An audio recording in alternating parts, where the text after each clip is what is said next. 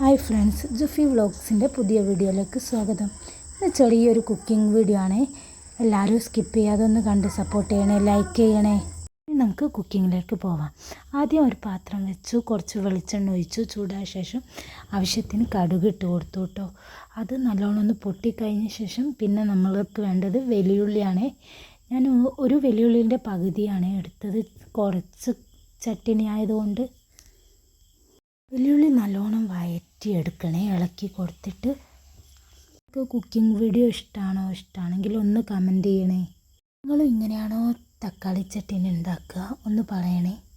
അങ്ങനെ ഉള്ളി നല്ലോണം വഴറ്റിയ ശേഷം പിന്നെ നമുക്ക് വേണ്ടത് തക്കാളി, പച്ചമുളക്, വെളുത്തുള്ളിയും കൂടെയാണ് ഇതിലേക്ക് ചേർക്കുന്നത്. അതും ഇതേപോലെ ഉള്ളി വഴറ്റിയതുപോലെ നന്നായി വഴറ്റിയെടുക്കണേ. മീൻ കിട്ടാത്ത ദിവസമൊക്കെ നിങ്ങളിങ്ങനെ തക്കാളി ചട്ടിനി ഉണ്ടാക്കാറുണ്ടോ? അതോ നെയ്ച്ചോറ് വെക്കുമ്പോഴാണോ തക്കാളി ചട്ടിനി ഉണ്ടാക്കാറ്?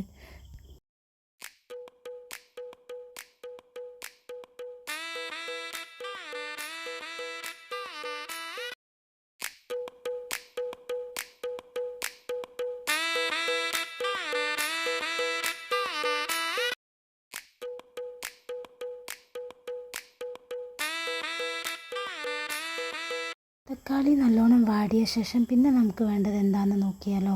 മുളക് പൊടിയാണ്. ആവശ്യത്തിന് മുളക് പൊടി ഇട്ട് നന്നായി ഒന്ന് മിക്സാക്കി എടുക്കുന്നുണ്ട്. പിന്നെ ആവശ്യത്തിന് മഞ്ഞൾപ്പൊടിയും കൂടെ ചേർത്ത് കൊടുത്തേ അതും നന്നായിട്ടൊന്ന് മിക്സാക്കി എടുക്കുന്നുണ്ട്. മിക്സാക്കിയ ശേഷം ഇനി നമുക്ക് വേണ്ടത് പുളിവെള്ളമാണ്.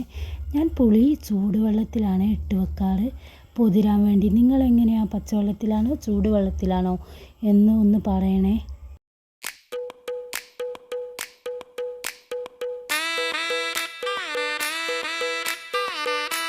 പിന്നെ പുളിവെള്ളം ഒഴിച്ച് നന്നായി ഒന്ന് ഇളക്കി എടുത്തിട്ടുണ്ട്.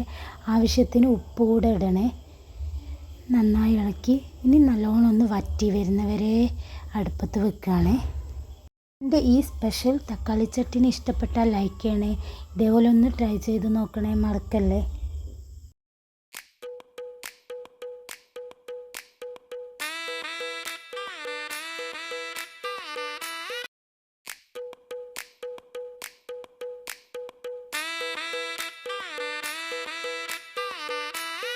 ആവശ്യമുള്ളത് കറിവേപ്പിലയാണ്.